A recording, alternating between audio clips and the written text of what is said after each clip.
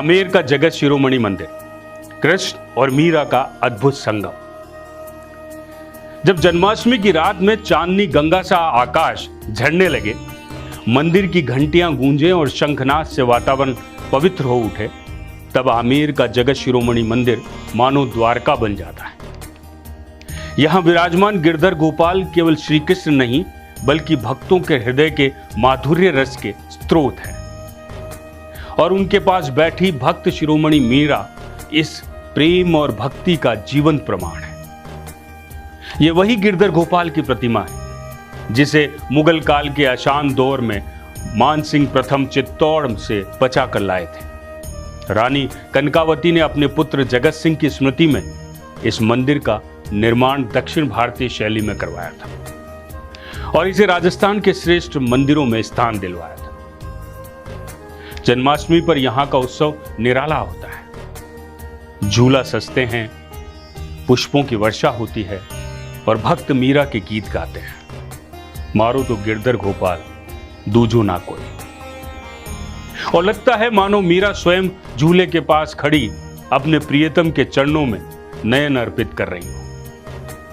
मंदिर की कलात्मक दीवारें, संगमरमर का अद्भुत संगम, पौराणिक चित्रांकन और गरुड़ की भव्य प्रतिमा इस पर्व को और भी अलौकिक बना देती है। जन्माष्टमी की रात जब गिरधर गोपाल को झूले से उतार कर महाआरती होती है, तब हर भक्त हृदय से यही भाव जागता है, मारो तो गिरधर गोपाल। यह केवल पूजा नहीं, बल्कि उस दिव्य प्रेम का उत्सव है जिसने मीरा को अमर और गिरधर को शाश्वत बना दिया। यह मंदिर हमें याद दिलाता है कि जन्माष्टमी केवल कृष्ण के जन्म की स्मृति नहीं, बल्कि हर हृदय में भक्ति के पुनर्जन्म का अवसर है। तो आइए साक्षात दर्शन करते हैं इस मंदिर के।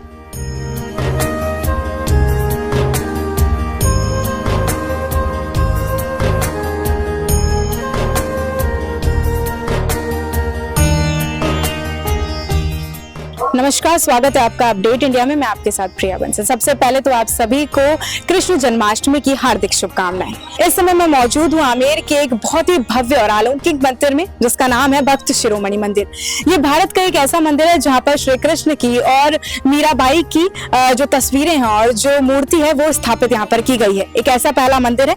यहाँ के पंडित जी से हम विस्तृत चर्चा करेंगे, बातचीत करेंगे, क्योंकि आज इस तरीके से कृष्ण जन्माष्टमी का उत्सव है, कैसे मनाया जा रहा है, कितना पुराना ये मंदिर है, क्या इस मंदिर की पूरी विशेषताएं हैं, वो सारी बातें हम जानेंगे और जानने की कोशिश करेंगे। मैं इस समय मौजूद हूँ आमेर के बहुत ही प्रसिद्ध मंदिर भक्त शिरोमणि मंदिर। क्या इसकी पौराणिक कथाएं हैं, क्या इसकी कहानियां हैं, क्या इसका इतिहास है, और आज जैसा कि कृष्ण जन्माष्टमी का महोत्सव है, पर्व है, जो बहुत ही भव्य तरीके से मनाया जा रहा है, और इसी के उपलक्ष्य में हमारे साथ मौजूद हैं भक्त शिरोमणि मंदिर के पंडित जी। उनसे जानेंगे कि क्या कुछ तैयारियां हैं। सबसे पहले तो पंडित जी, आपको कृष्ण जन्माष्टमी की हार्दिक शुभकामनाएं। आपको भी, आपको सभी चैनल वाले सुनने वालों को, सभी को। पंडित जी, शुरुआत यहीं से करते हैं कि क्या कुछ तैयारियां हैं अभी कृष्ण जन्माष्टमी को लेकर, आज के दिन को किस तरीके से मनाया जा रहा है इस मंदिर में? मंदिर में इस तरीके से मनाया जा रहा है, भगवान की भव्य पोशाकें हैं, पोशाक के साथ श्रृंगार है, श्रृंगार के बाद पूरे मंदिर को सजाया गया है। साथ में नीचे जो सीढ़ी से भजनों का प्रोग्राम रखा गया है, जो रात को 12 बजे तक चलेगा। 12 बजे बाद भगवान का जन्म उत्सव मनाया जाएगा। जन्म उत्सव के बाद आरती, आरती के बाद प्रसाद वगैरह वितरण होगा। तो काफी लोग आने जा रहे हैं, उसकी सुविधा के लिए इनको सब करा गया है।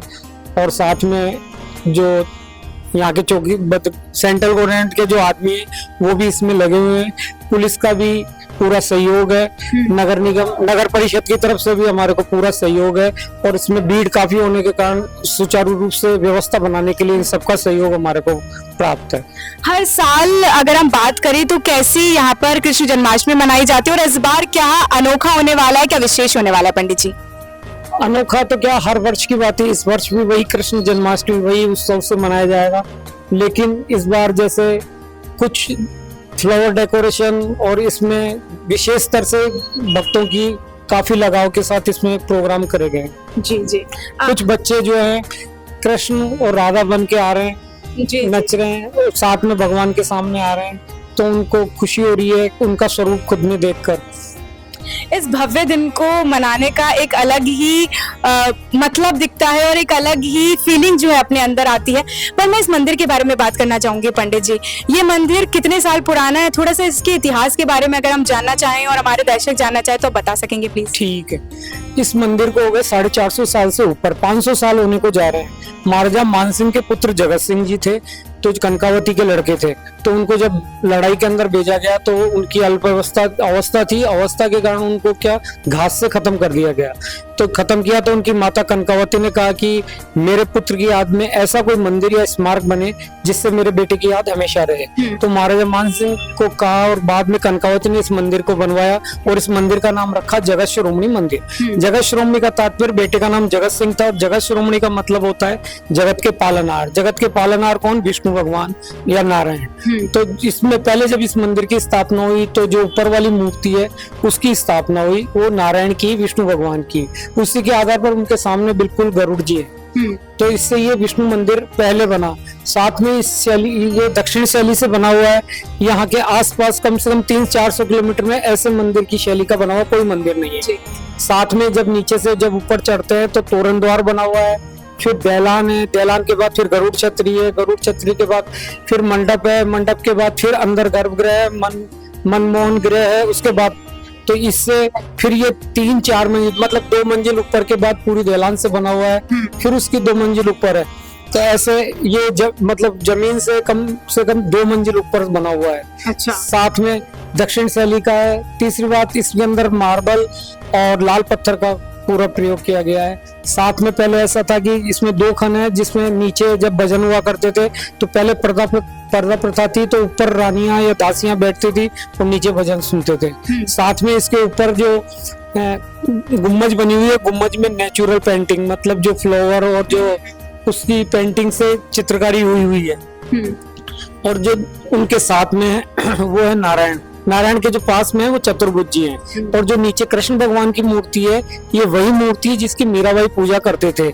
जब उनकी शादी हुई मेड़ता से, मेड़ता के थे मीराबाई, तो जो शादी हुई तो चित्तौड़ में इस मूर्ति के साथ आए। और जब तक मीराबाई महल में रहे तब तक इन्हीं की सेवा पूजा करे।